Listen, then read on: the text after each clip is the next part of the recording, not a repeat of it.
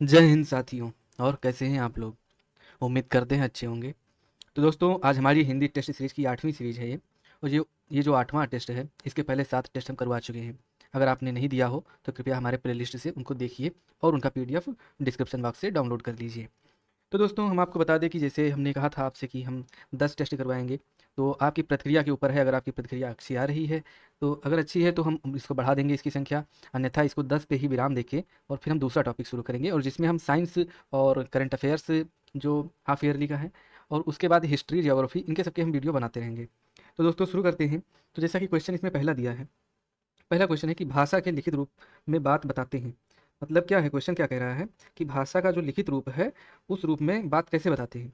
तो उस रूप में बात कैसे बताते हैं, तो उसमें बताते हैं बात लिख कर। तो ऑप्शन नंबर हो जाएगा इसका बी, क्या, लिख कर। अगला क्वेश्चन कि इनमें से कौन सा योजक चिन्ह है। मतलब योजक चिन्ह निम्नलिखित में से कौन सा है। तो योजक चिन्ह है ऑप्शन नंबर सी, इसे कहते हैं योजक चिन्ह। जैसे लिखते हैं हम पाप और फिर एक डैश लगाते हैं पुण्य, तो इसका अर्थ क्या होता है। इसका होता है पाप और पुण्य, और पुण्य। ऑप्शन नंबर ए पे क्या है, तो ये है अल्प विराम, क्या, अल्प विराम है। और ऑप्शन नंबर बी पे ये है पूर्ण विराम। तो हमने अब तक आपको अल्प विराम मतलब विराम से संबंधित जितने भी चिन्ह हैं सबको हम बता चुके हैं। और ये था, अभी 2 वीडियो और लाएंगे हम, 9 और 10, और उनमें जो भी विराम चिन्ह बचे होंगे उनको कवर कर लेंगे। तो इसका ऑप्शन क्या हो जाएगा, इसका ऑप्शन हो जाएगा ऑप्शन नंबर सी। अगला क्वेश्चन कि व्याकरण भाषा के बताता है। तो भाषा के क्या बताता है। ऑप्शन, भाषा के नियम बताता है। ऑप्शन नंबर ए, भाषा के नियम बताता है व्याकरण। अगला क्वेश्चन देखते हैं कि पुष्प कौन सा शब्द है। तो पुष्प शब्द कैसा है, तो पुष्प है तत्सम शब्द। इसका तद्भव क्या होता है, इसका तद्भव होता है फूल। अगला क्वेश्चन कि उ, जो ह्रस्व उ है और दीर्घ उ, इनके उच्चारण स्थान पूछ रहे हैं। तो उच्चारण स्थान कौन सा है इनका। तो जैसे आप अपने होठों को बंद कर लीजिए, ठीक, और फिर इनका उच्चारण कीजिए तो उच्चारण नहीं होगा। तो इसलिए इनका उच्चारण स्थान कौन सा है, ओष्ठ या होठों। होठों नहीं होगा, क्योंकि ये कंठ ताब तालव्य और होस्ट दिए हुए हैं। तो यहाँ पे इसका ऑप्शन सुटेबल ओष्ठ रहेगा। होंठ ये तो गलती से आ गया, मतलब अगर ओष्ठ नहीं होगा तो होस्ट भी सही हो जाएगा। अगला क्वेश्चन कि ए आए ओ आओ, ए आए ओ आओ कौन सा स्वर है, तो ये कैसे स्वर है। तो ये है संयुक्त स्वर। कैसे, क्योंकि जब ए बनता है, कैसे बनता है ए बनता है आ और ई से। और ऐ कैसे बनता है, ऐ बनता है आ प्लस ए से। ठीक, तो दो स्वर मिलकर जब तीसरे स्वर का निर्माण करते हैं तो उन्हें कहते हैं क्या, संयुक्त स्वर। नेक्स्ट क्वेश्चन देखते हैं कि मात्राएं कितने प्रकार की होती हैं। मात्राएं कितने प्रकार की होती हैं। मात्राएं होती हैं 3 प्रकार की। कौन कौन सी मात्राएं। तो मात्राएं 3 प्रकार की कौन कौन सी। एक होती है ह्रस्व मात्राएं, मतलब छोटी एक मात्रा या छोटा आ की मात्राएं। तो इनको जिनमें एक मात्राएं होती है उन्हें कहते हैं ह्रस्व मात्राएं। दूसरा होता है दीर्घ मात्राएं, क्या, दीर्घ मात्राएं। और तीसरा होता है प्लुप्त मात्राएं, क्या, प्लुत मात्राएं।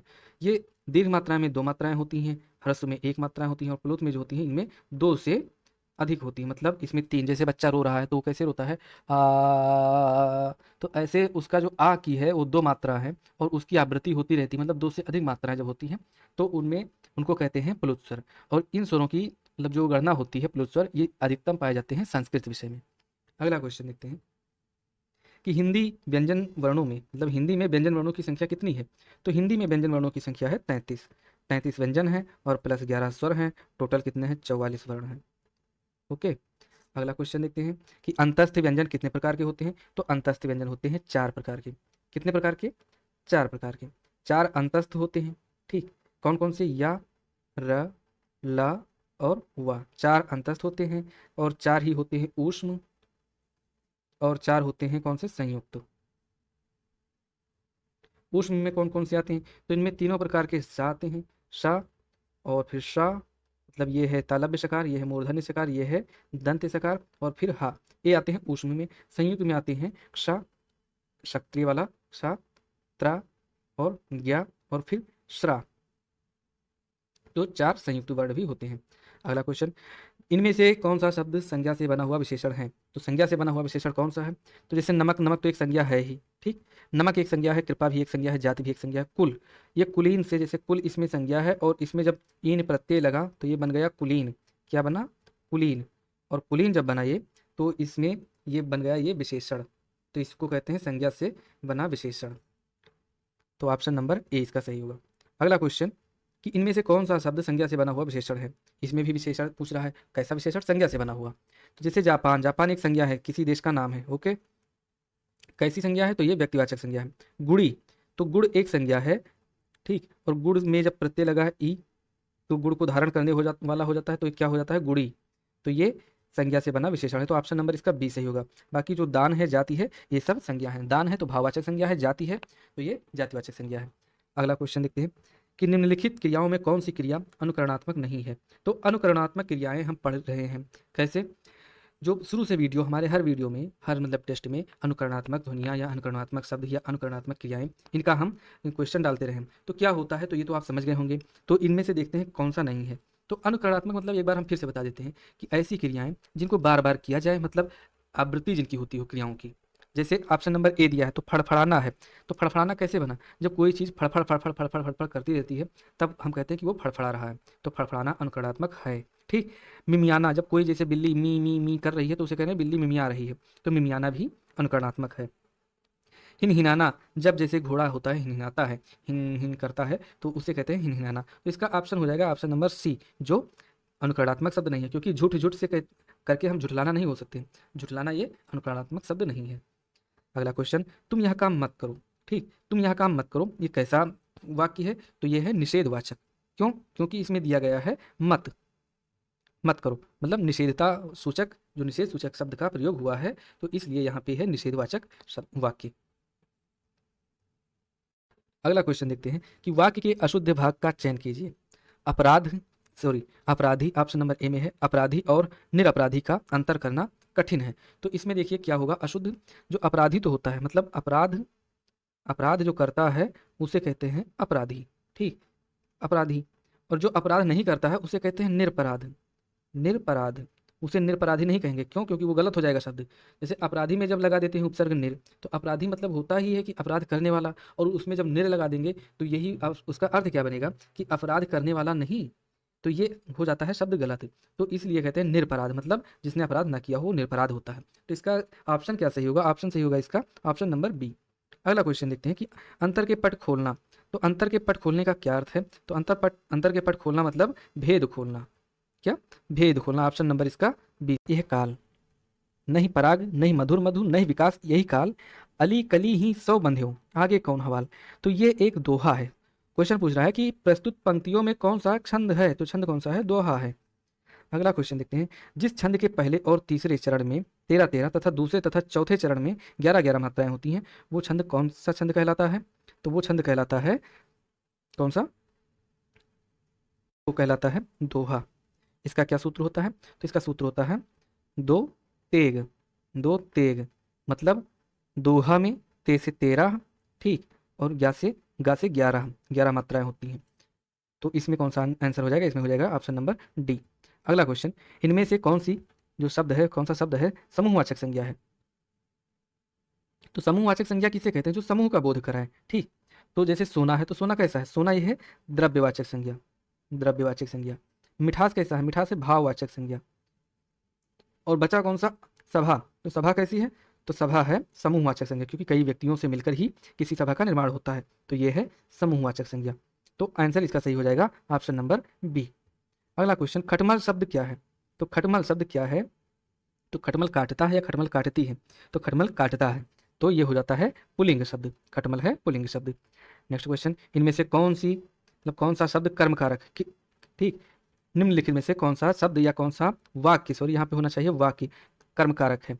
तो पेड़ से फल गिरा, मतलब फल पेड़ से अलग हो गए, तो यहाँ पर हो जाएगा ये अपादान कारक, अपादान कारक। मैंने हरि को बुलाया, ठीक, तो ये हो जाता है कर्म कारक, क्योंकि कर्म की विभक्ति है क्या, कर्ता ने कर्म को, तो हरि को बुलाया, तो ये हो जाता है कर्म कारक। तो इसका ऑप्शन हो जाएगा ऑप्शन नंबर बी, इसका ऑप्शन सही हो जाएगा। लेकिन आगे हम अन्य ऑप्शन जो है उसमें देख लेते हैं कि इनमें कौन सा होगा।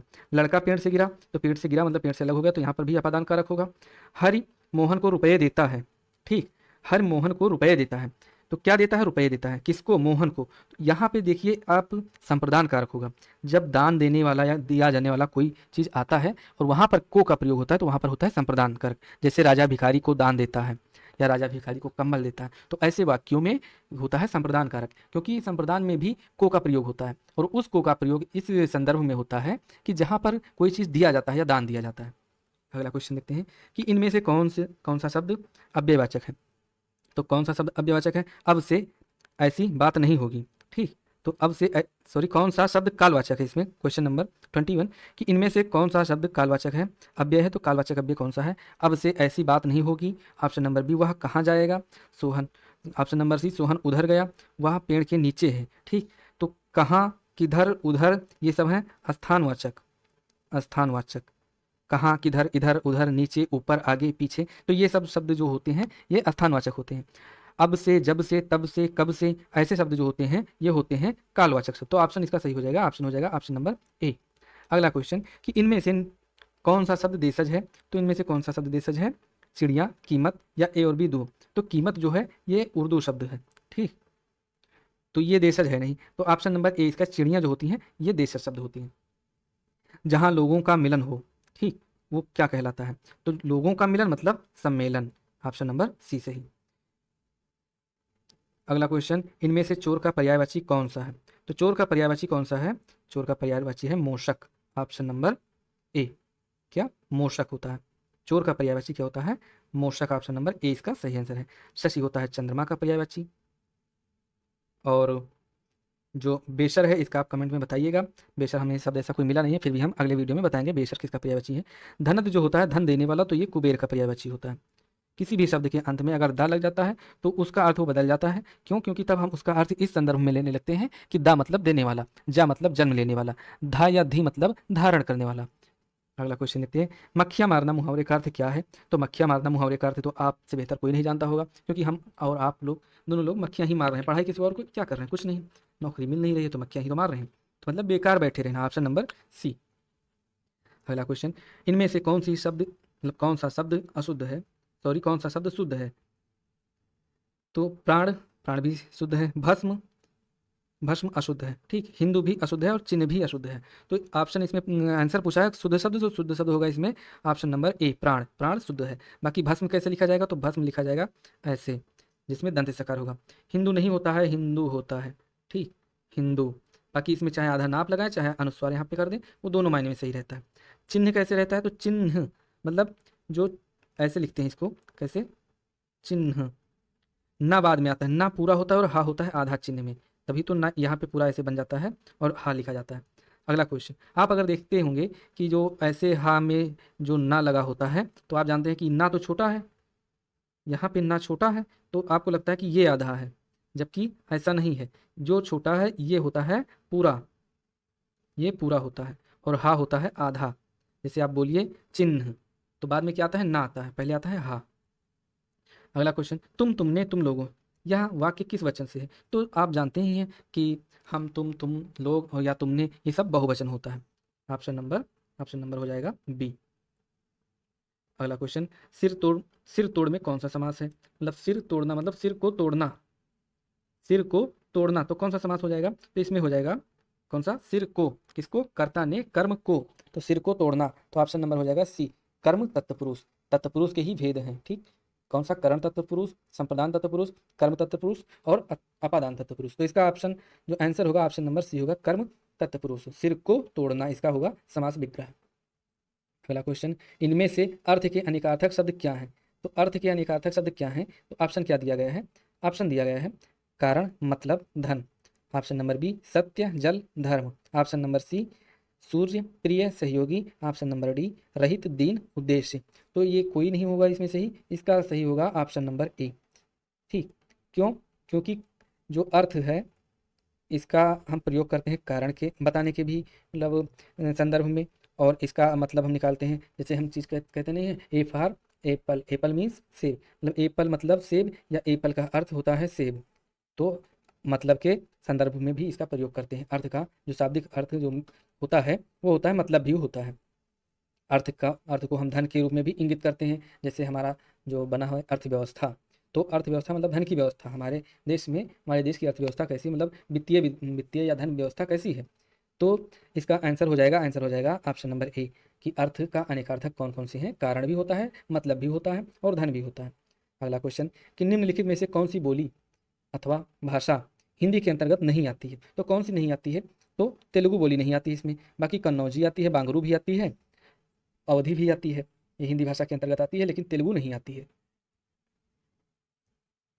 अगला क्वेश्चन कि भारतवर्ष में, जो भारतवर्ष में हमारे देश मतलब में हिंदी को किस वर्ग में रखा जाता है? क्वेश्चन है कि भारतवर्ष में हिंदी को आप किस वर्ग में रखेंगे? तो हिंदी क्या है भारतवर्ष में? राजभाषा है, राष्ट्रभाषा है, या विभाषा है, या तकनीकी भाषा है? तो हिंदी है भारत की राजभाषा, मतलब कामकाज की भाषा। अगला क्वेश्चन दीपशिखा किसने लिखा था? तो दीपशिखा किसने लिखा है? महादेवी वर्मा ने लिखा है। अगला क्वेश्चन निम्नलिखित में से किस शब्द में द्वित्व व्यंजन है? द्वित्व व्यंजन मतलब जो डबल ला लग जाए या डबल ता लग जाए, इनको कहते हैं द्वित्व व्यंजन। मतलब व्यंजनों की संख्या, एक व्यंजन आधा हो और दूसरा पूरा हो तो उसे कहते हैं द्वित्व व्यंजन। तो कौन सा शब्द है? तो ऑप्शन नंबर सी, दिल्ली में है द्वित्व व्यंजन। दिल्ली में द्वित्व व्यंजन मतलब जहाँ पे डबल ता हो या डबल ला हो, डबल का हो, जैसे हुआ मक्का, ठीक, जैसे हुआ दिल्ली, और जैसे हुआ महत्व, ठीक, या महत्तम, तो यहाँ पे हो जाता है द्वित्व व्यंजन। अगला क्वेश्चन देखते हैं कि व्यर्थ में किन वर्णों की संधि हुई है? तो व्यर्थ में कौन सी संधि हुई? तो व्यर्थ में संधि हुई है ई और आ की, ऑप्शन नंबर ए। क्यों? क्योंकि ई है और आ है, ए मिलकर बनाता है क्या? ए मिलकर बनाता है या, ठीक। ई के बाद कोई भिन्न स्वर आता है तो बदल जाता है या में, और भिन्न स्वर की मात्रा चढ़ जाती है तो आ की मात्रा इस पे एक ही है, मतलब न्यूट्रल है, आ की मात्रा न्यूट्रल होती है, तो या भी न्यूट्रल है, ठीक। कैसे इसका व्यर्थ का हम संधि विच्छेद करेंगे? तो व्यर्थ का संधि विच्छेद करेंगे वी, ठीक, प्लस अर्थ, वी प्लस अर्थ, वाह यहाँ से हो जाता है आधा, ओके, और फिर यहाँ पर आ जाता है या, सॉरी यहाँ पे आ जाएगा ई, और यहाँ पे है आ, और ये आधा रा और था ऊपर लगा रहेगा, फिर इन दोनों का हो जाती है संधि, इन दोनों की, किसकी किसकी? जो ई और आ की संधि हो जाती है, तो संधि से विकार उत्पन्न होता है, ये बदल जाता है या में, तो बन जाता है व्यर्थ। लेकिन हम आपको और बता दें कि मान लीजिए व्यर्थ लिखा है, तो इसे हम कैसे पहचानेंगे कि इसमें कौन सी संधि है? ठीक, तो हम इसको तोड़ लेंगे, क्या? वा को निकाल लेंगे आधा, फिर कर लेंगे क्या है, इसके बाद है या, फिर क्या करेंगे? फिर है आधा रा, ठीक, फिर करेंगे क्या? फिर करेंगे था। तो संधि किसे कहते हैं ये तो आप अच्छी तरह से जानते होंगे कि दो वर्णों से मिले शब्द, ठीक, मतलब दो वर्णों के योग से उत्पन्न विकार को संधि कहते हैं। मतलब दो वर्ण तो मिलते हैं लेकिन उनमें विकार उत्पन्न हो जाता है, मतलब मिलकर वो बदल जाते हैं। तो यहाँ पे देखिए वह आधा है तो ये किसी से मिला ही नहीं, ठीक, आधा ही बना है। और या है, या कैसे बनता है? ठीक, तो या कैसे बनता है? या बनता है ई और आ से, ई और आ से मिलकर बनता है या। तो यहाँ से हम निकाल लेते हैं कि कौन सा, किन वर्णों में संधि हुई है। तो इन वर्णों में संधि होकर या बना है, और इसलिए इसका ऑप्शन नंबर ए सही होगा। अगला क्वेश्चन कि निम्नांकित में से कौन सा शब्द कृदंत प्रत्यय से बना है? तो कृदंत प्रत्यय मतलब क्रिया से बना हुआ प्रत्यय है, क्या? क्रिया से। कृदंत मतलब क्रिया, और प्रत्यय, प्रत्यय के दो प्रकार होते हैं, कौन कौन से? कृदंत और तद्धित। तद्धित में संज्ञा सर्वनाम विशेषण शब्द होते हैं, और उनसे जो, उनमें जो प्रत्यय लगता है उन्हें कहते हैं तद्धित प्रत्यय। और कृदंत में क्रिया, ठीक।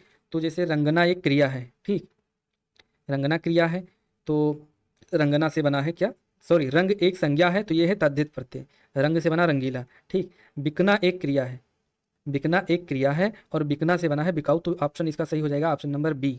बाकी दूध, दूध ही एक संज्ञा है और दूध से बना है दुधारू, ठीक, तो ये हो जाता है तद्धित प्रत्यय, क्या? तद्धित प्रत्यय मतलब संज्ञा से बना है। कृपा से बना है, कृपा भी एक संज्ञा है, और कृपा से बना है कृपालु, तो ये भी क्या है? तद्धित प्रत्यय है। रंग से बना रंगीला, तो ये भी तद्धित प्रत्यय है। तो ऑप्शन इसका सही हो जाएगा, ऑप्शन नंबर ए, क्योंकि बिकना होता है और बिकना से बनता है बिकाऊ, ठीक, तो ये हो जाता है कृदंत प्रत्यय।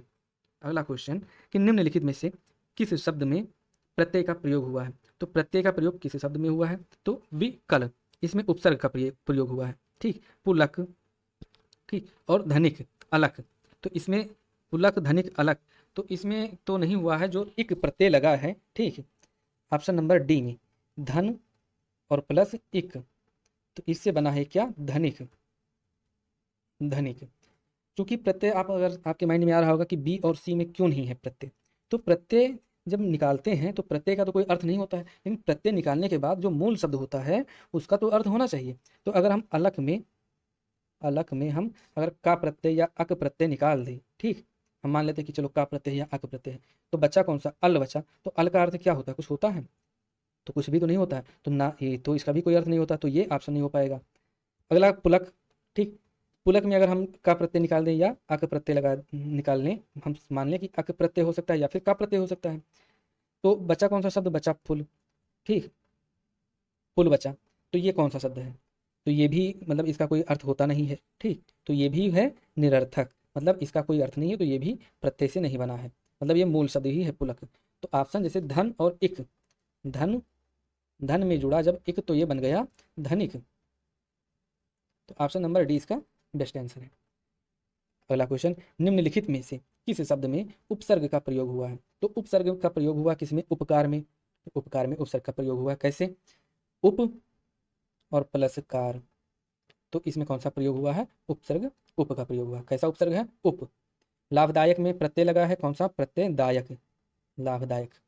पढ़ाई में आई प्रत्यय लगा है, अपनापन में पन प्रत्यय लगा है। ठीक, तो आंसर इसका हो जाएगा option number A. Next question, कि हिंदी में कृत प्रत्ययों की संख्या कितनी है? तो हिंदी में कृत प्रत्ययों की संख्या बताई गई है 42, 42 प्रत्यय। अगला क्वेश्चन देखते हैं कि निम्नलिखित वाक्य में कुछ शब्द विशेषण है।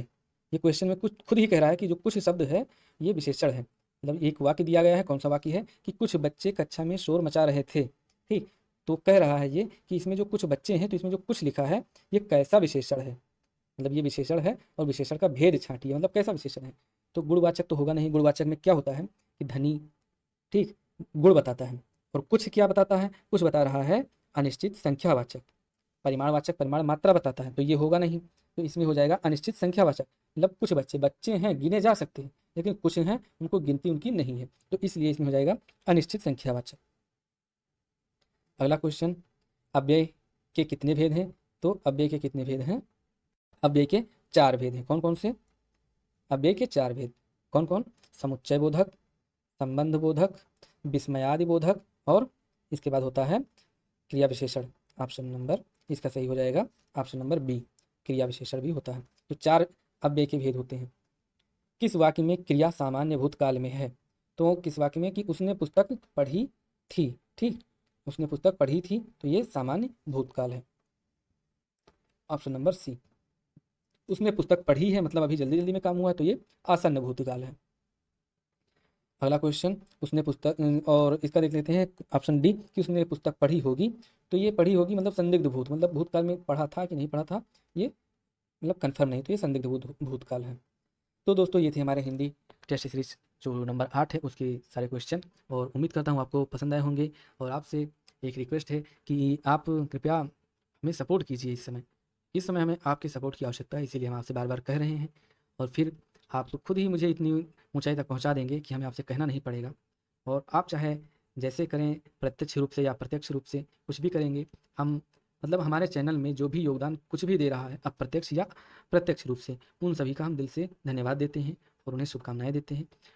और उनको हम बड़ा मतलब आभार व्यक्त करते हैं कि हाँ, हमारे लिए कोई व्यक्ति काम कर रहा है। भले ही हम उसका नाम या परिचय या जगह नहीं जानते हैं कि वो कहाँ रहता है, लेकिन फिर भी अगर कोई रहता है या रहती है या कुछ कोई हमारा वीडियो प्रचार प्रसार इसका कर रहा है हमारे चैनल का, तो हम उसके आभारी रहेंगे, दिल से आभारी रहेंगे। और ये दिल वाली चीज़ जो होती है दिखती नहीं है, लेकिन होती ज़रूर है। तो दोस्तों मिलते हैं आपसे अगले वीडियो में, तब तक के लिए जय हिंद।